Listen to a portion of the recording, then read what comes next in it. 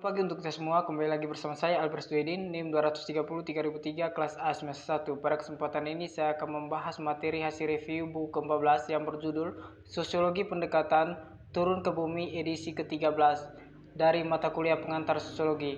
Baik, saya akan membahas materinya. Bab 1, perspektif sosiologis. Perspektif sosiologis atau imajinasi membuka jendela ke dunia yang tidak dikenal dan menawarkan pandangan baru pada dunia yang sudah dikenal. Dalam teks ini Anda akan menemukan diri Anda berada di tengah-tengah Nazis di Jerman dan perjuangan di Amerika Serikat. Sosiolog melihat bagaimana pekerjaan, pendapatan, pendidikan, jenis kelamin, ras, etnis, dan usia mempengaruhi ide dan perilaku orang. Pertimbangkan misalnya bagaimana diidentifikasikan dengan kelompok yang disebut perempuan atau dengan kelompok yang disebut laki-laki ketika Anda tumbuh dewasa telah membentuk gagasan Anda tentang siapa Anda.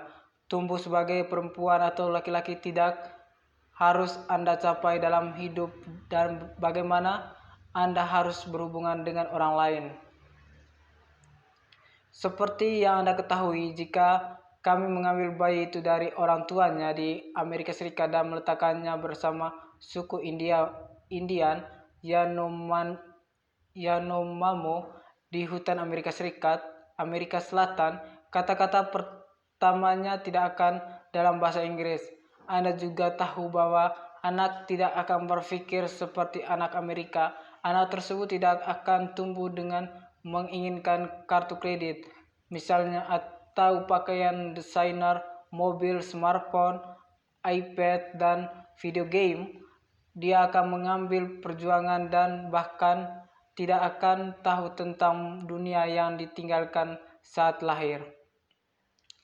Namun, sesuatu di dalam beberapa suku Arab gurun Sinai memberitahu mereka bahwa hangat darah unta yang membuat minuman yang baik dan bahwa setiap orang harus memiliki keluarga besar dan mengenakan jubah yang mengalir. Sesuatu itu tentu saja bukanlah naluri, seperti yang diungkapkan oleh sosiolog Peter Berger tahun 1963 sampai 2016 bahwa sesuatu adalah masyarakat di dalam diri kita. Bab 2, budaya. Apakah budaya itu? Konsep terkadang lebih mudah dipahami dengan deskripsi daripada dengan definisi. Misalnya, Anda bertemu dengan orang remaja putri dari India yang baru saja tiba di Amerika Serikat. Bahwa budayanya berbeda dari budayanya segera terlihat. Anda pertama kali melihatnya di pakaian, perhiasan, riasan, dan gaya rambutnya. Selanjutnya Anda mendengarnya dalam pidatonya. Itu kemudian menjadi jelas dengan gerakannya. Nanti Anda mungkin mendengar dia mengungkapkan keyakinan asingnya tentang hubungan atau apa yang berharga dalam hidup. Semua karakteristik ini menunjukkan budaya, bahasa, kepercayaan, nilai, norma, perilaku, dan bahkan objek material yang diturunkan dari satu generasi ke generasi berikutnya. Kami berasumsi bahwa mereka normal atau alami dan kami hampir selalu mengikutinya tanpa pertanyaan. Ralph Linston membuat komentar tentang ikan untuk menjelaskan poin ini, kecuali dalam keadaan yang tidak biasa sebagian besar karakteristik budaya kita sendiri tetap tidak terlihat oleh kita.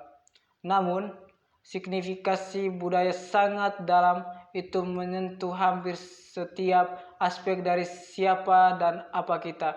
Kami datang ke kehidupan ini tanpa bahasa, tanpa nilai dan moralitas, tanpa ide tentang agama, perangkat uang, cinta, penggunaan ruang, dan sebagainya.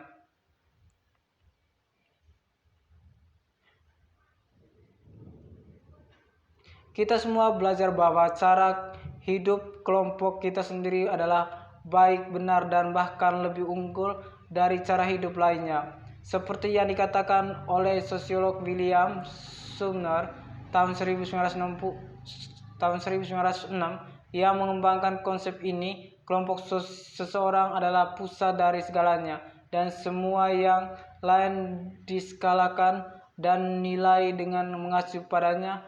Etnosentrisme memiliki konsekuensi positif dan negatif. Sisi positif ini menciptakan loyalitas dalam kelompok. Sisi negatifnya, etnosentrisme dapat menyebabkan diskriminasi terhadap orang-orang yang berbeda cara dengan kita. Bab 3. Sosialisasi. Anda tahu bahwa Anda memiliki lebih banyak tahapan di depan saat Anda menjalani hidup. Tahapan ini dari lahir sampai mati disebut jalan hidup. Maka sosiologis dari jalan hidup ada dua. Pertama, saat Anda melewati sesuatu tahap, hal itu memengaruhi perilaku dan orientasi Anda. Anda sama sekali tidak berpikir tentang kehidupan dengan cara yang sama ketika Anda berusia 35, menikah dan memiliki bayi, serta hipotek seperti yang Anda lakukan ketika Anda berusia 18 atau 20 tahun, lajang dan di perguruan tinggi.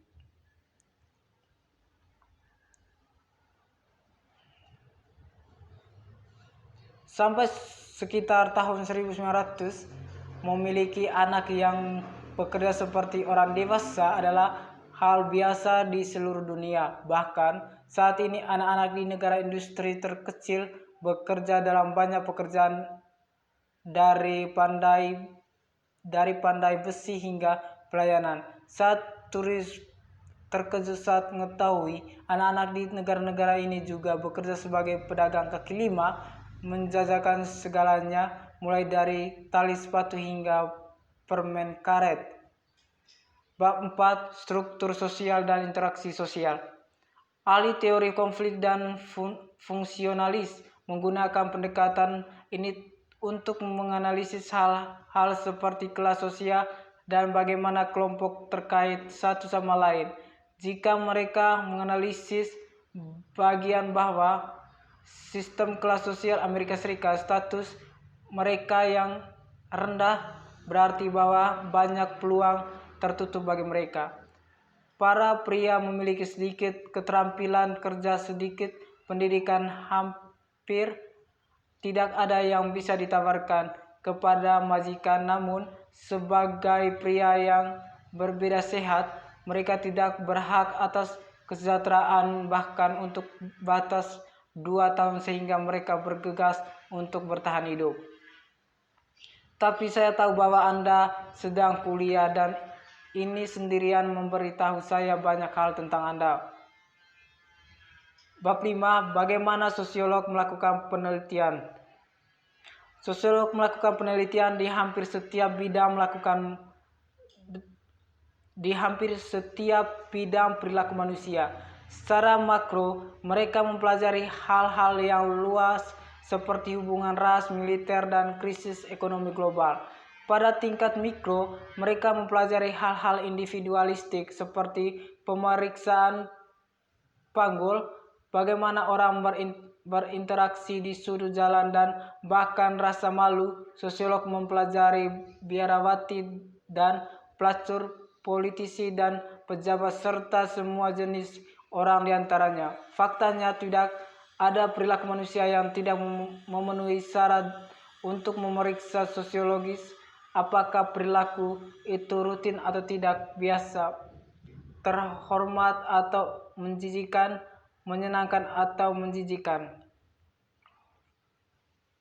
Anggapan bahwa para korban ini akan lebih terbuka dengan wanita daripada dengan pria, bagaimanapun, hanyalah sebuah anggapan. Penelitian sendiri akan memverifikasi atau membantah asumsi ini. Gender juga penting dalam hal ini. Dulu ketika hampir semua sosiolog adalah laki-laki, pengalaman perempuan diabaikan. Kehidupan wanita dan pria berbeda secara signifikan, dan jika kita melakukan penelitian hanya pada separuh akan sangat tidak lengkap.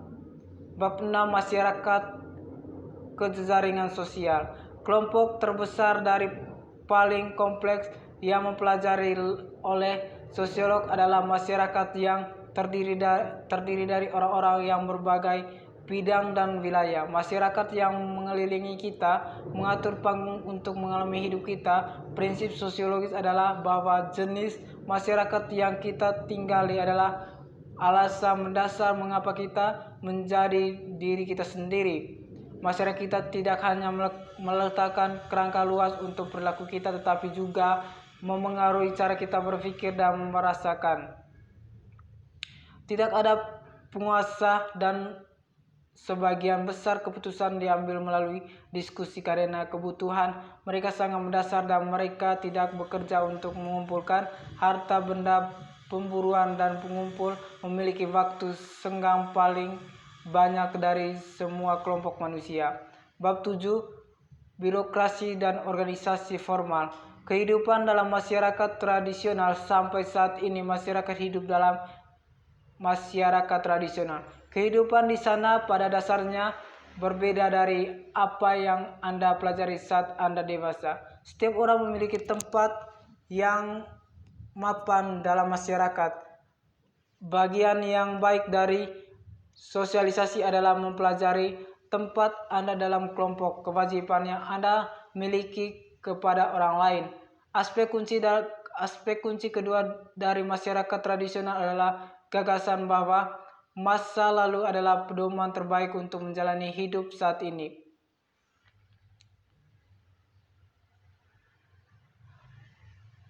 Terimalah nasibmu dalam hidup dan tetaplah berakar. Weber berpendapat bahwa teologi Protestan sebaliknya membuka pengikut untuk berubah.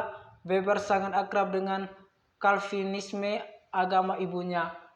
Calvinis atau pengikut ajaran John Calvin tahun 1509 sampai 1564 percaya bahwa sebelum lahir orang ditakdirkan ke surga atau neraka dan mereka tidak tahu takdir mereka sampai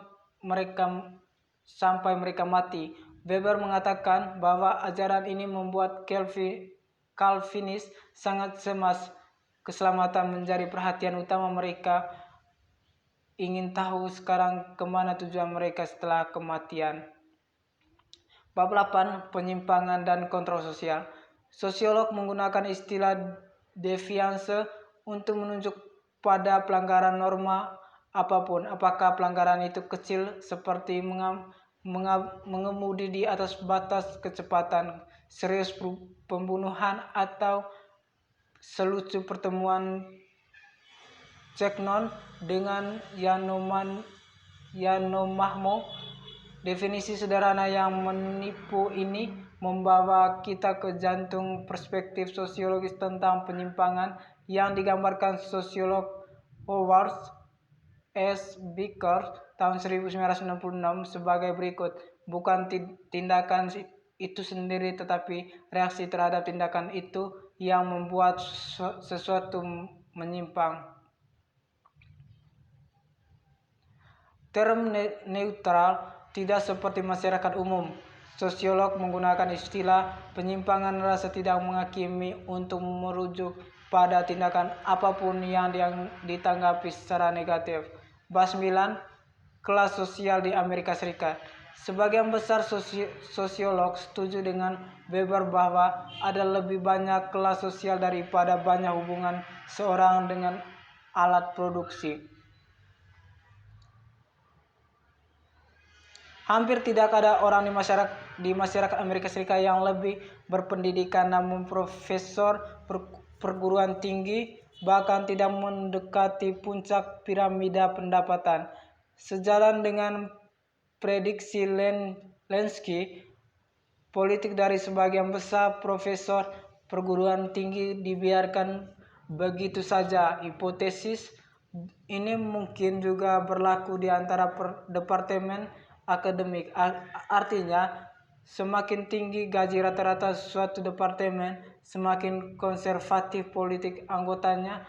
Guru di departemen bisnis dan kedokteran misalnya termasuk di antara yang paling tinggi di universitas mereka, juga paling konservatif secara politik. Bab 10. Jenis kelamin dan gender. Ketika kita melihat perbedaan antara perempuan dan laki-laki, hal pertama yang biasanya muncul di benak kita adalah jenis kelamin, ciri biologis yang membedakan laki-laki dan perempuan. Ciri-ciri seks primer terdiri dari vagina atas atau penis dan organ lain yang berhubungan dengan reproduksi. Ciri-ciri seks sekunder adalah perbedaan fisik antara jantan dan betina yang tidak menghubungkan langsung dengan reproduksi. Ciri-ciri ini menjadi jelas pada masa pubertas ketika laki-laki mengembangkan otot yang lebih besar, suara yang lebih rendah, lebih banyak rambut tubuh dan tinggi yang lebih besar, sementara perempuan mengembangkan payudara dan membentuk lebih banyak jaringan lemak dan pinggul yang lebih besar. Jika biologis menjadi faktor utama dalam perilaku manusia di seluruh dunia, kita akan menemukan wanita berperilaku dengan satu cara dan pria dengan cara lain. Pria dan wanita akan menjadi seperti laba-laba jantan dan laba-laba betina yang gennya memberitahu mereka apa yang harus dilakukan. Baik, itu hasil materi review buku ke-14 saya. Semoga materi ini bermanfaat bagi teman-teman semua. Terima kasih.